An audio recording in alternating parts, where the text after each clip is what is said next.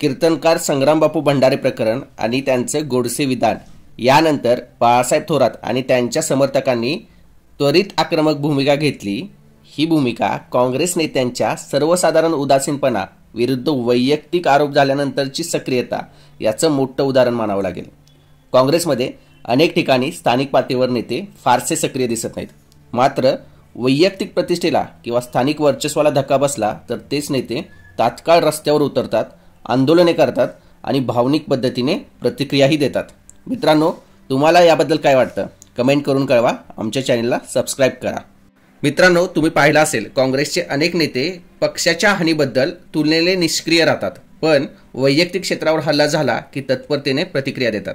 हे वर्तन फक्त बाळासाहेब थोरात यांच्यापुरते मर्यादित नाही, तर सध्याच्या काँग्रेसमध्ये दिसणाऱ्या नेतृत्व शैलीचे लक्षण आहे। हे मुद्दा एवढाच आहे की वारकरी संप्रदायासारख्या पवित्र परंपरेतून राजकारणाचा रंग दाखवणं चुकीचं आहे, पण त्याच वेळी नेते हे पक्षाच्या हानीपेक्षा वैयक्तिक हानीवर अधिक तातडीने सक्रिय होतात, हे या घटनेतून प्रकर्षाने दिसून येते।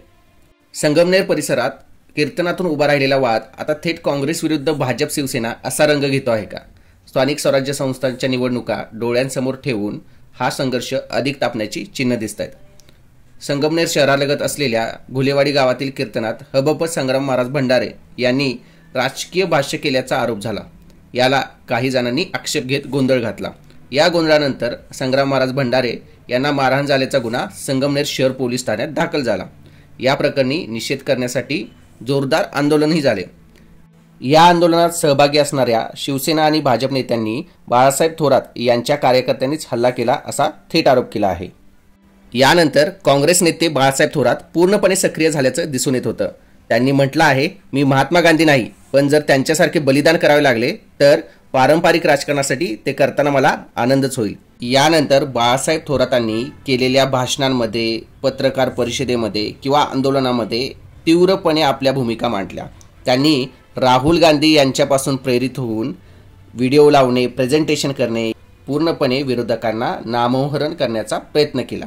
आता यामध्ये त्यांनी सीसीटीव्ही फुटेज दाखवलं, त्यामुळे त्यांचं म्हणणं असं आहे की कीर्तनकारांवर झालेला हिंसाचार किंवा त्याच्या वाहनाला झालेलं नुकसान हे शून्यासारखं आहे, पण हे खोटं दाखवलं गेलं असा आरोपही थोरात यांनी केलेला आहे। या प्रकरणात त्यांनी न्याय आणि पारदर्शकतेबाबत तगडा आवाज उठवला। विरोधकांचा प्रतिकार आणि सामाजिक आक्रमकताही यामधून दिसून आली। भाजप आणि शिवसेनेच्या कार्यकर्त्यांनी काही विभागात कीर्तनकारांचा बचाव केला आणि थोरातांचे कार्यकर्ते कीर्तन जडावल्याचा आरोप करत राहिले। त्यामुळे या प्रकरणाची सामाजिक आणि राजकीय गुंतागुंत तुम्हाला लक्षात येत असेल। मित्रांनो, तुम्हाला काय वाटतं, हे सर्व आगामी स्थानिक स्वराज्य निवडणुका डोळ्यासमोर ठेवून घडत आहे का?